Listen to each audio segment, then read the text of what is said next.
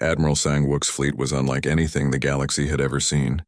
Where other civilizations built sleek warships designed for specific purposes, humans had converted everything that could fly into weapons platforms. Cargo ships carried massive bombs made from mining explosives. Passenger liners had been fitted with industrial cutting lasers. Even old colony transports dragged nets full of metal debris to use as projectiles. "This is insane," muttered Captain Dong-Su as he watched a human garbage hauler ram itself directly into a Devourer bioship. The explosion destroyed both vessels, but the alien ship was 10 times larger. "They're throwing their lives away." "No," said Dr. Yoonji from the medical station. "They're buying us time to figure out how to win." Yoonji was a xenobiologist who had spent her career studying how different species fought disease. While other humans piloted suicide ships against impossible odds, she was analyzing samples of Devourer biomatter that had been recovered from the scout ship. "These creatures aren't just ancient," she explained to the command staff. "They're sick. Their biotechnology has been consuming and converting matter for so long that it's forgotten how to do anything else." "Can we cure them?" Soo-jin asked. "Maybe. But first we need to understand what they really are." The battle raged across 3 star systems. Human ships swarmed around the massive Devourer vessels like angry insects, using tactics that defied all military logic. Instead of trying to destroy the bioships, they focused on confusing and disrupting them. Captain Won-ho led a squadron of converted mining ships in a desperate attack on a Devourer command vessel. Instead of using weapons, his ship sprayed the bioship with industrial solvents and medical disinfectants. "It's working," he reported. "The infection is slowing down where we hit it with the chemicals." "All ships switch to chemical weapons," Admiral Sang-wook ordered. "Use everything we have. Cleaning supplies, medical drugs, industrial acids. Treat them like a disease, not an enemy." Dr. Jinho made a breakthrough while studying the ancient texts recovered from the mining ship. "I found something," he announced. "The Devourers aren't a species that became machines. They're the remains of the galaxy's first intelligent civilization, transformed by their own technology." "What does that mean?" Taemin asked. "It means somewhere inside those bioships the original minds might still exist, trapped for millions of years, forced to consume everything they encounter." Communications Officer Haiwan had been monitoring Devourer transmissions, trying to find patterns in their signals. "I'm picking up something strange," she reported. "There are other signals buried underneath their main communications. Older signals in a completely different language. Can you translate them?" "Working on it." Haiwan's fingers flew over her equipment. "It's like there are 2 voices talking at once. The main voice is aggressive and hungry, but the buried voice, it sounds sad and scared." Meanwhile, Engineer Dong-Su had discovered something important about Devourer biotechnology. "It's not as advanced as we thought," he told Soo-jin. "It's actually very primitive. It just converts everything into more of itself without really understanding what it's doing. Like a virus," Yoonji added. "A virus that's been spreading for millions of years without evolving or learning. Then we treat it like a virus," Soo-jin decided. "All medical personnel, I need you to develop an antiviral treatment, something that can break down their biotechnology without destroying what might be left of the original species." The human fleet continued its chaotic assault on the Devourer forces. Ships that would have been considered garbage by alien military standards proved surprisingly effective against enemies that had never encountered such unpredictable tactics. A converted, luxury yacht piloted by Captain Minho managed to penetrate deep into a bioship's interior. Instead of setting off explosives, he released a cloud of human medical nanobots programmed to repair cellular damage. "The bioship is changing," he reported in amazement. "The living metal is turning back into normal matter. I think the nanobots are reversing the infection process." Dr. Yoonji felt excitement surge through her. "That's it. The Devourer technology isn't really converting matter. It's just changing how matter behaves. If we can reverse that process, we might be able to free the original consciousness." But the breakthrough came from an unexpected source. Haiwan had been working around the clock to decode the buried signals in Devourer transmissions. Finally, she managed to establish 2-way communication with whatever was trapped inside the bioships. "This is communications. Officer Haiwan of Harmony's Edge Station," she transmitted in the ancient language she had learned to speak. "Can you understand me?" The response was immediate and heartbreaking. A voice that sounded impossibly old and tired spoke in broken words. "Help us." We have been trapped so long. Cannot stop. The hunger. Cannot stop consuming. Who are you?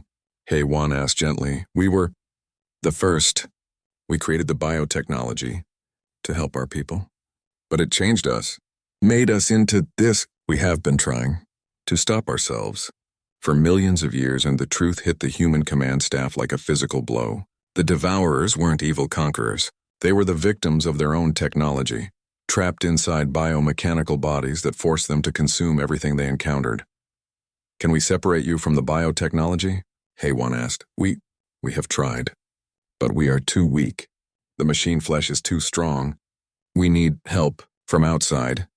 Admiral Sangwook made a decision that would change galactic history. All ships, new mission objective. We're not here to destroy the devourers. We're here to cure them. How?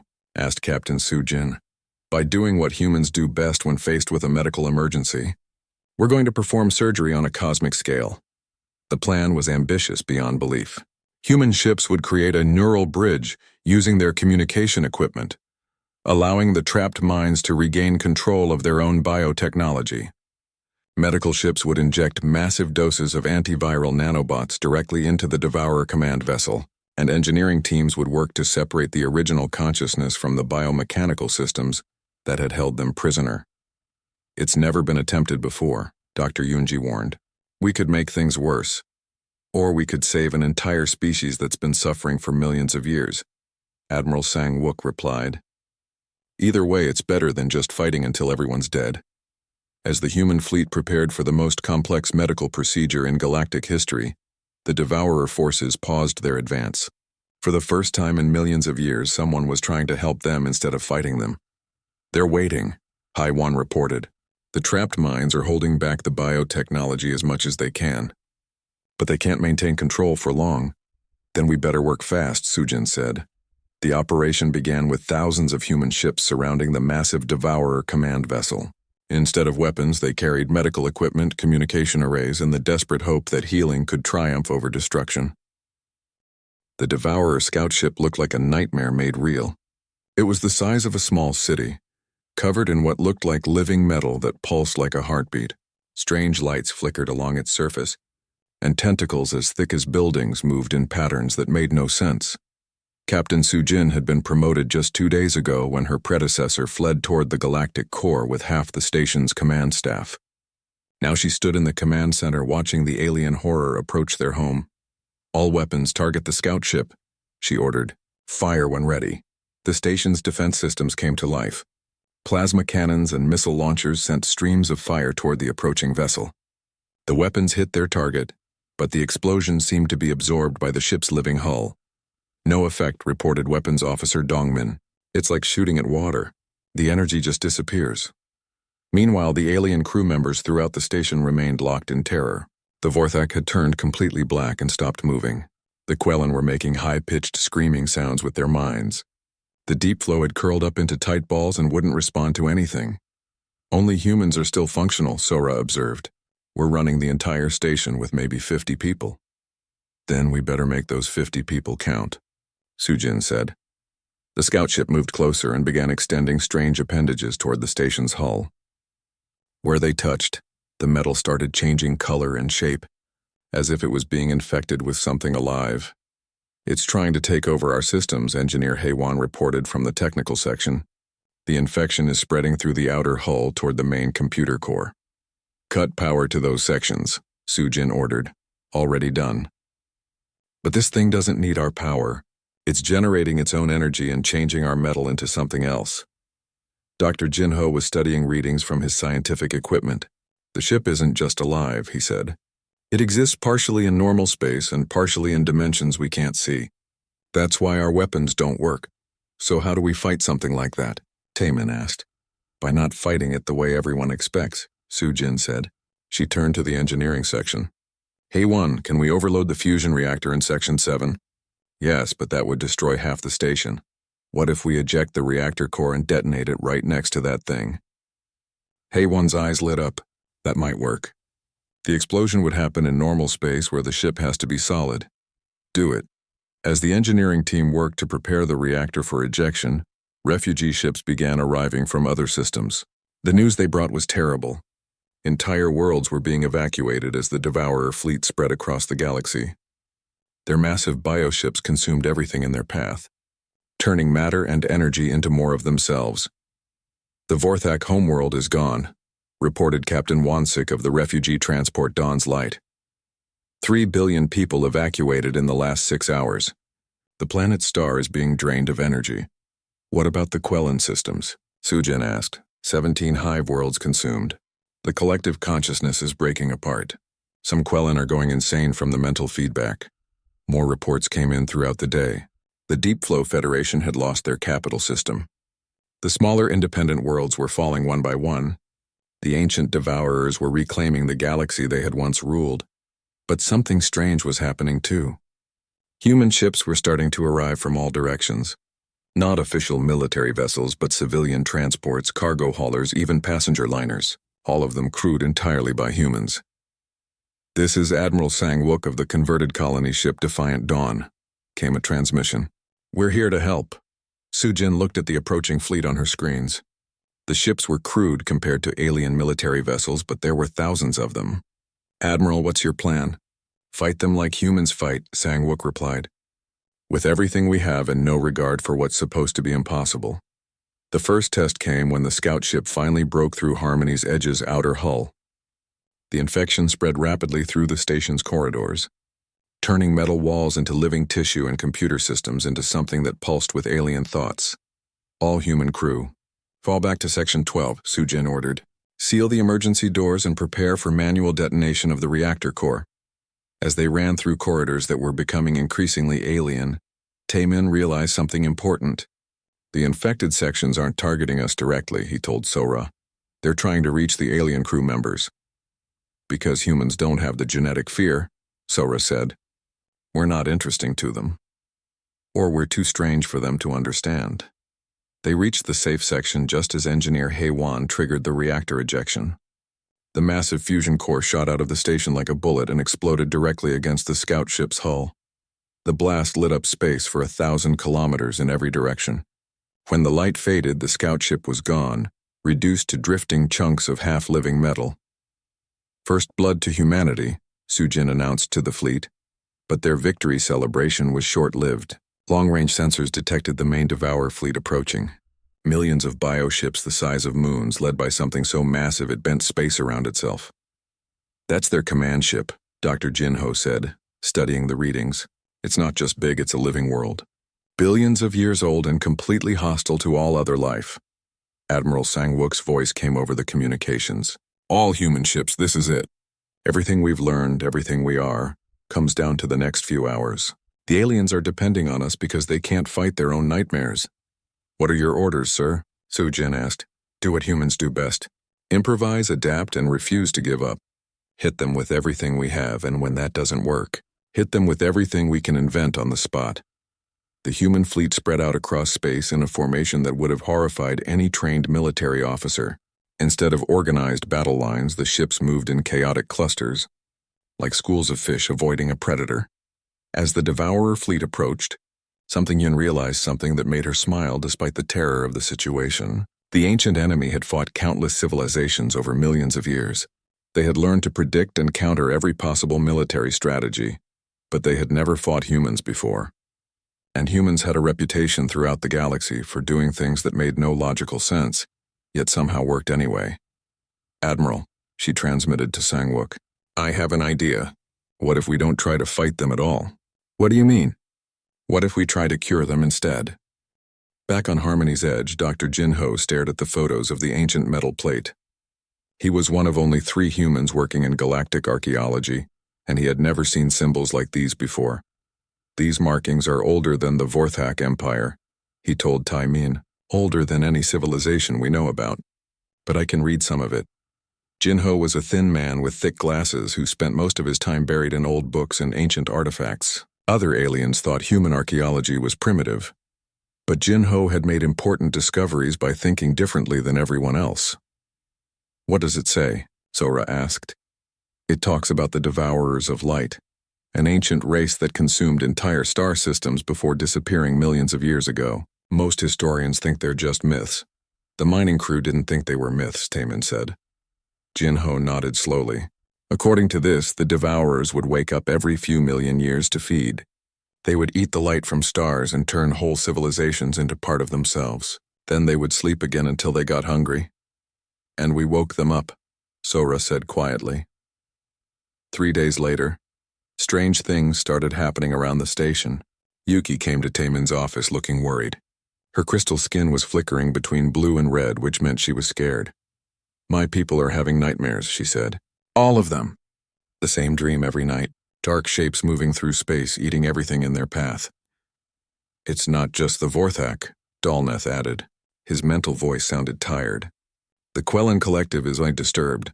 We cannot stop thinking about shadows and hunger. Even Coral Bloom seemed different. Her usually bright blue skin had turned a sickly gray color. The Deep Flow remember old stories, she said. Stories about the time before time, when darkness ruled the galaxy. Ships passing through their sector started disappearing. First one, then 3, then a dozen. They would send normal messages, then suddenly go quiet. When rescue ships went looking, they found nothing. No wreckage, no bodies, no signs of what happened. Commander Veltar called an emergency meeting. We are leaving, he announced. The station will move to the inner systems where it's safe. We can't just run away, Taman said. People are depending on us. People are dead because they didn't run away fast enough, Veltar replied. His crystal body was almost white with fear. Something ancient is awakening and we cannot fight it. That night, Sora found Taman in the observation deck looking out at the stars. The long-range sensors picked up something, she said. Massive objects moving in the void. Objects that don't reflect light or give off heat. How big? Big as moons. Maybe bigger, and there are hundreds of them. Taman felt a chill run down his spine. Moving toward us. Moving toward everything. They seemed to be spreading out from the silence, heading for populated systems. The next morning brought worse news.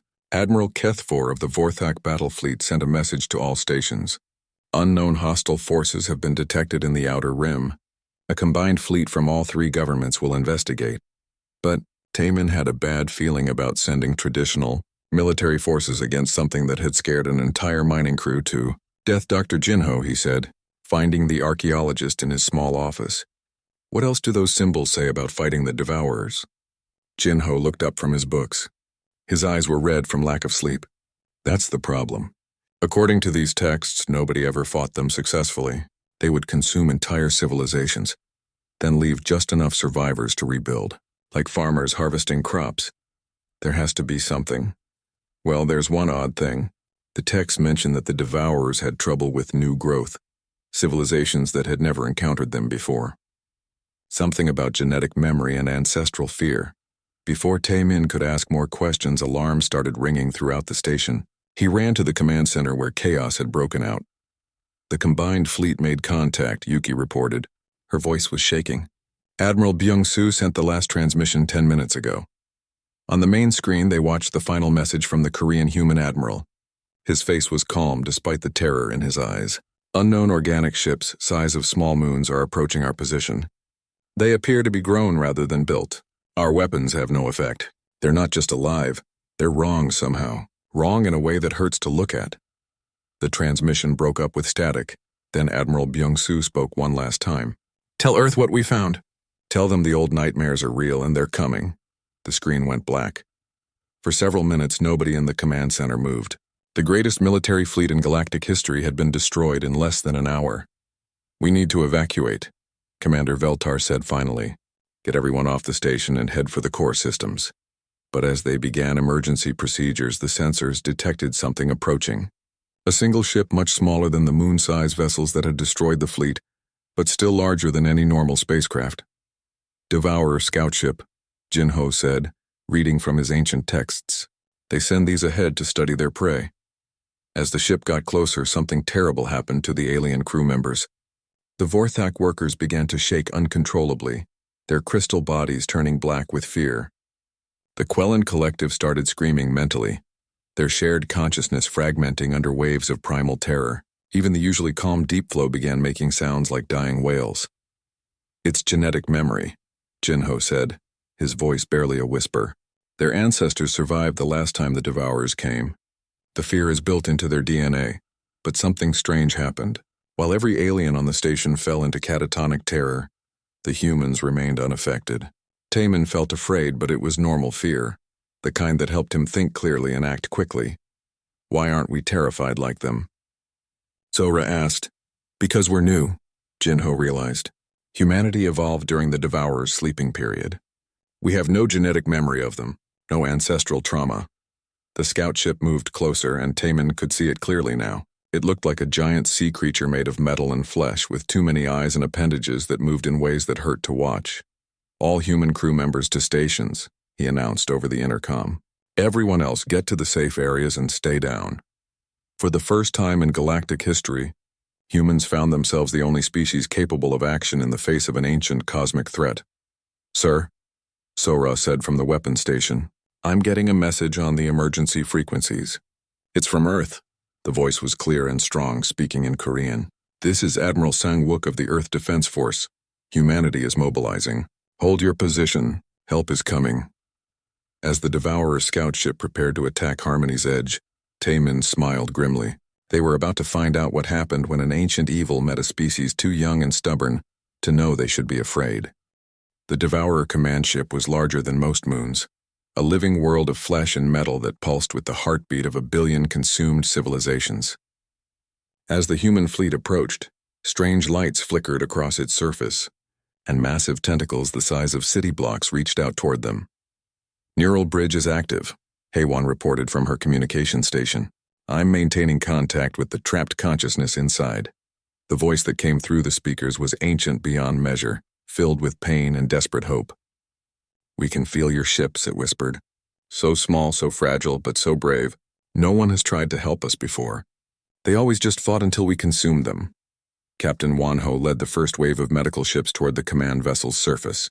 His converted colony transport carried thousands of tons of antiviral nanobots and surgical equipment designed to work on a planetary scale. Beginning injection of nanobots into the primary biomass, he reported. The surface is fighting back, but wait, the deeper structures are helping us. They're creating pathways for our equipment. The trapped minds inside the Devourer ship were fighting their own biotechnology, using what little control they had left to help the human medical teams. It was the first time in millions of years they had been able to resist the hunger that drove them to consume everything they encountered.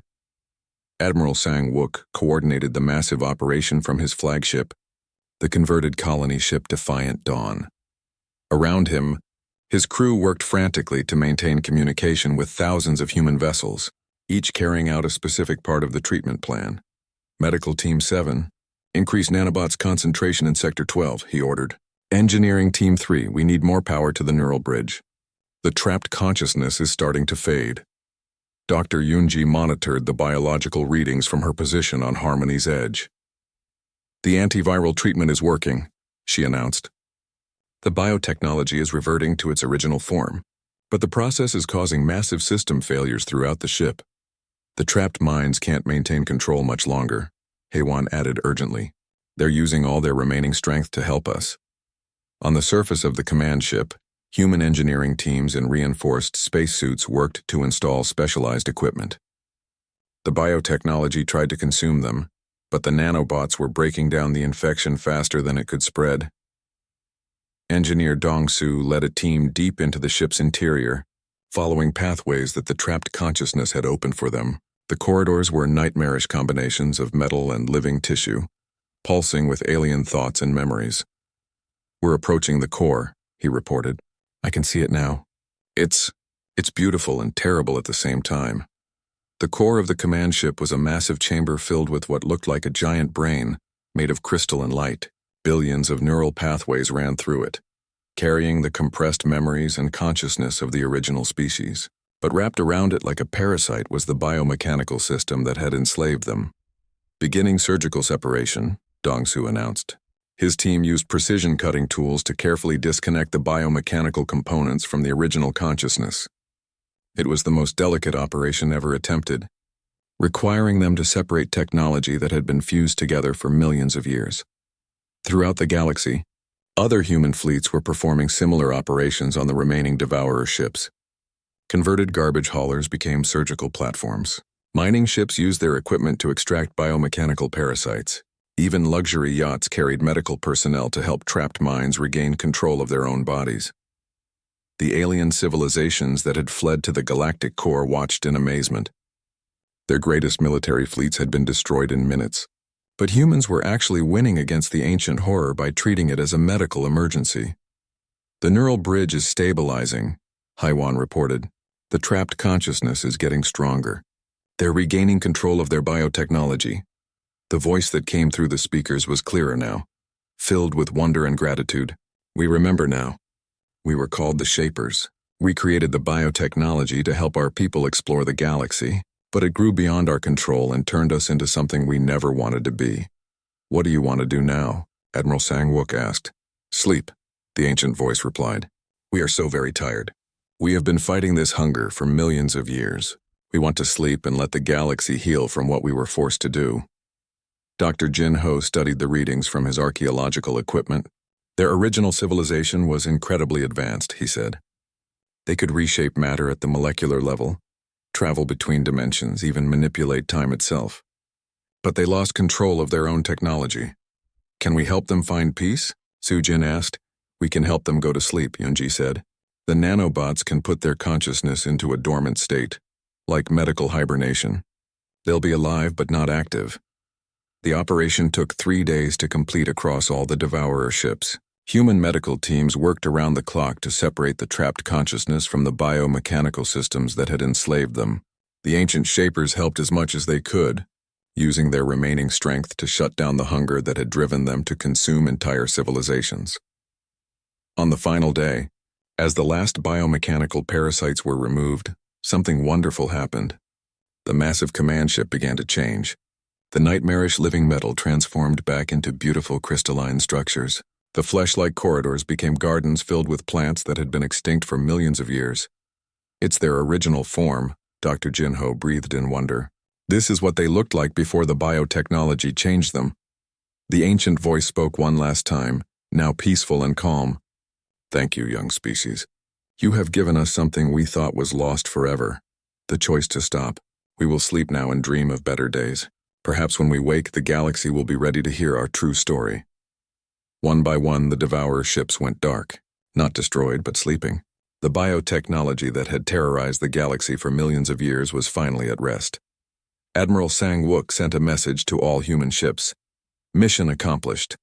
The threat is ended. All ships returned to base for medical evaluation and debriefing. But the galaxy had changed forever. The alien civilizations that had fled in terror returned to find their worlds intact and their nightmare finally over.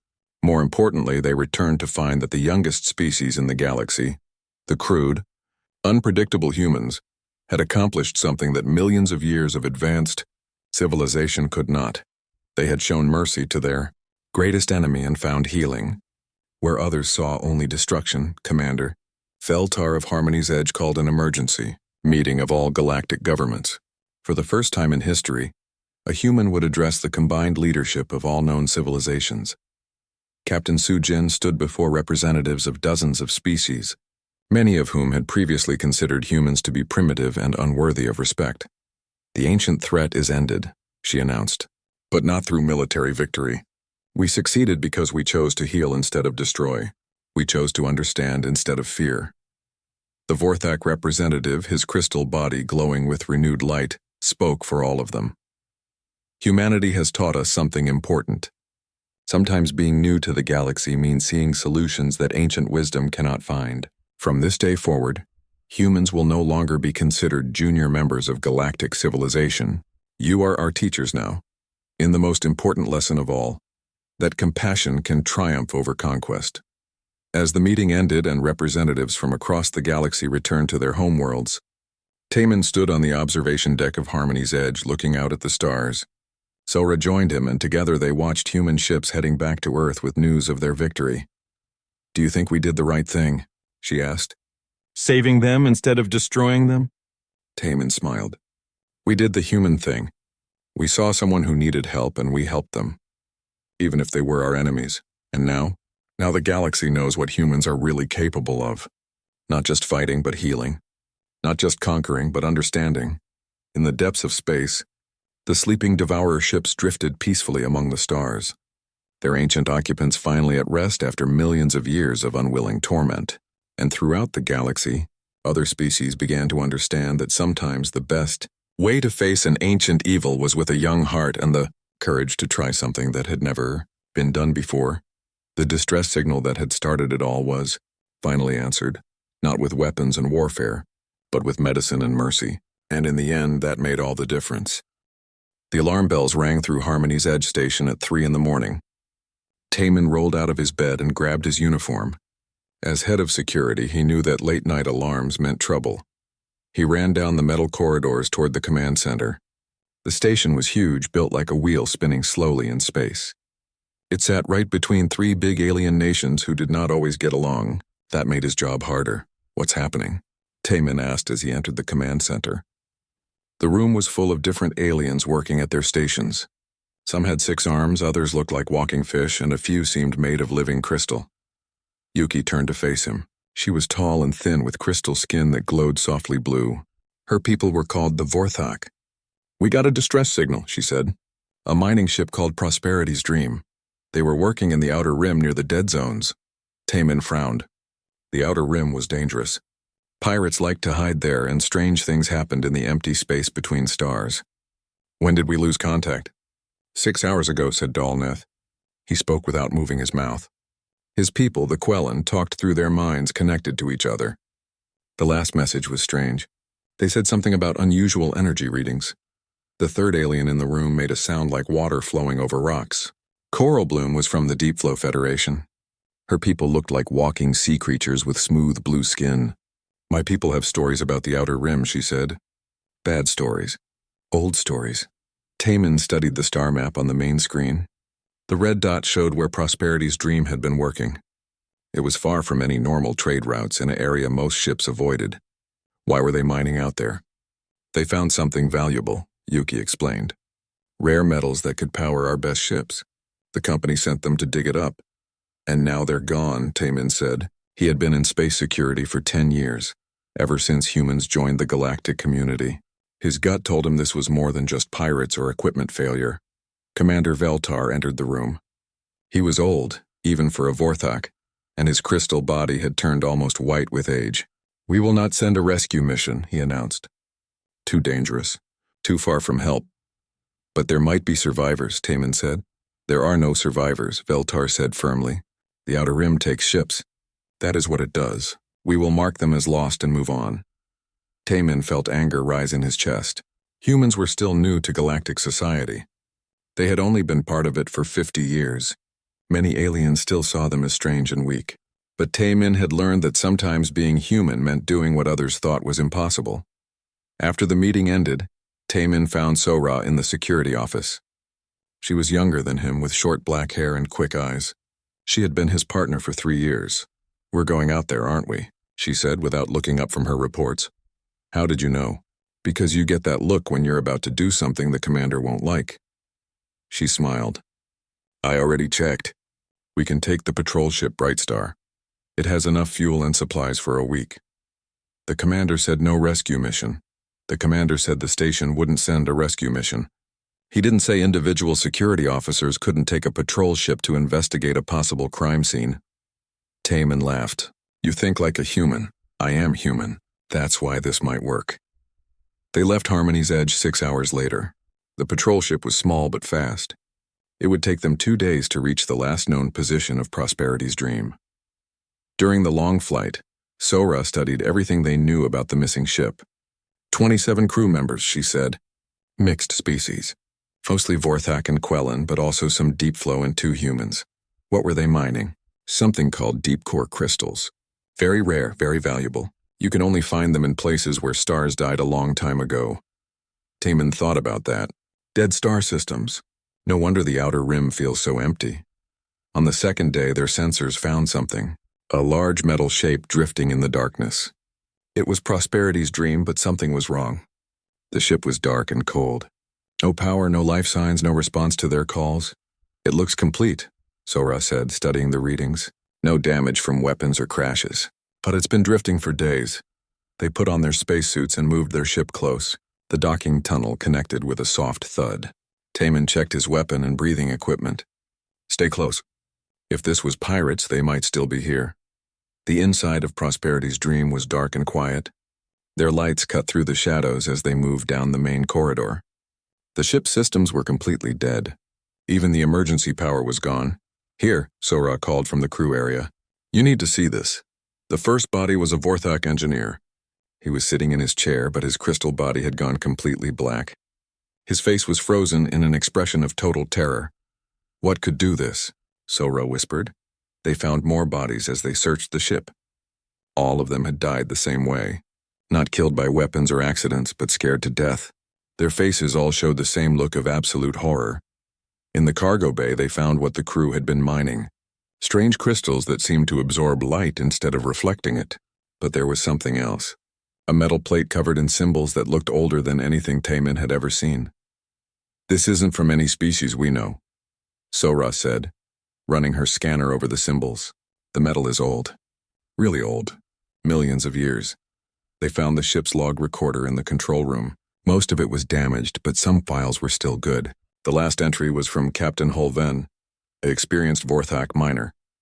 Day 15, the recording said. The captain's voice was shaking. We found something in the deep crystals. Something that shouldn't be there. Ancient markings, and things are happening. The crew is having nightmares. They all dream about the same thing.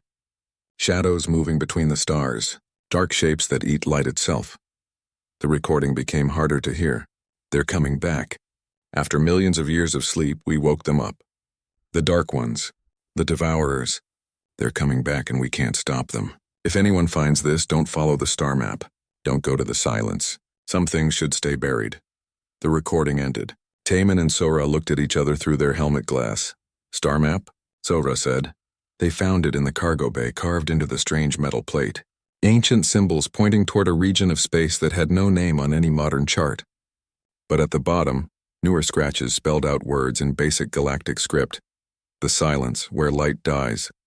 Taemin felt cold despite his heated suit. Something ancient and terrible had been sleeping in the outer rim, and now it was awake.